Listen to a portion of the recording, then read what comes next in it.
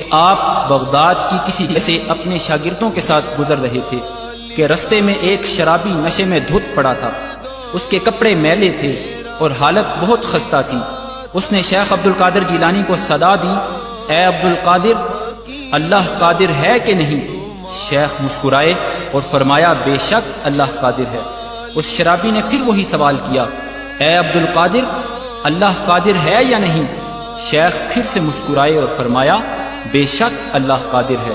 تیسری مرتبہ جب اس نے وہی سوال دہرایا کہ اے عبد القادر، اللہ قادر ہے یا نہیں ہے، تو شیخ روتے ہوئے سجدے میں گر پڑے اور کہنے لگے، بے شک اللہ کی قسم اللہ قادر ہے، اللہ قادر ہے، اللہ ہی قادر ہے۔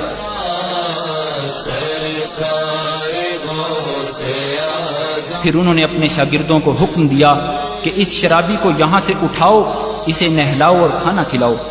ان کے شاگرد بہت حیران ہوئے اور شرابی کے سوال کی حقیقت پوچھنے لگے، تو شیخ نے فرمایا کہ اس کے پہلے سوال کا مطلب تھا کہ کیا اللہ میری توبہ قبول کرنے پر قادر ہے یا نہیں؟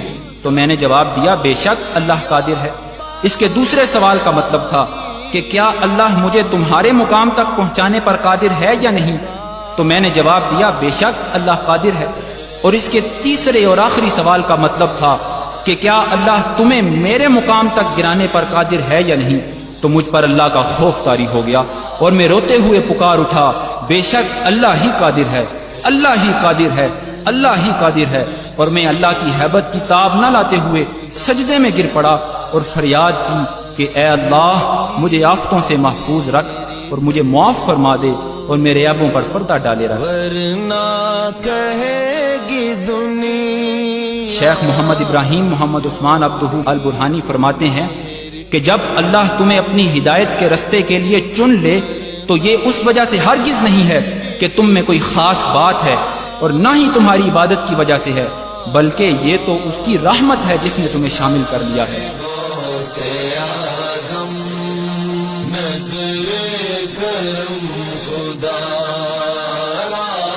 اور وہ اسے کسی بھی لمحے تم سے چھین سکتا ہے، لہٰذا کوئی بھی شخص اپنے عمل یا عبادت کی وجہ سے دھوکے میں نہ رہے کہ وہ بھولے بھٹکوں کو حقارت کی نظر سے دیکھنے لگے، کیونکہ اگر تم پر اللہ کی رحمت نہ ہوئی ہوتی تو آج اس کی جگہ تم ہوتے۔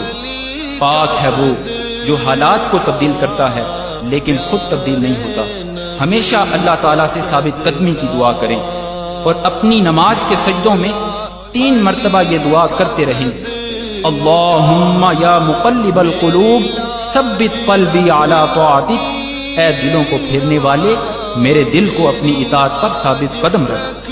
کیونکہ کسی بھی قوم میں حقیقی تبدیلی تب ہی ممکن ہوتی ہے جب معاشرے کے افراد کی انفرادی اصلاح ہو جاتی ہے اور دلوں کی پاکیزگی سے قوم میں باہمی محبت اور اتحاد پیدا ہو جاتا ہے، تب ہی قوم ایک یکجا اور عظیم قوم بن کر اٹھتی ہے۔ آؤ پہلے اپنے اندر تبدیلی لائیں، آؤ محبت اور اتحاد پھیلائیں، آؤ نفرت اور تفریق مٹائیں، آؤ اسلام کو دوبارہ عظیم بنائیں۔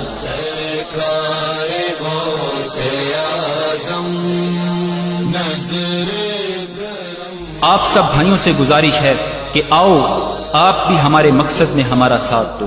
اللہ ہم سب کا حامی و ناصر ہو، آمین۔ وصلی اللہ علی سیدنا محمد وعلی آلہ وصحبہ وسلم اجمعین۔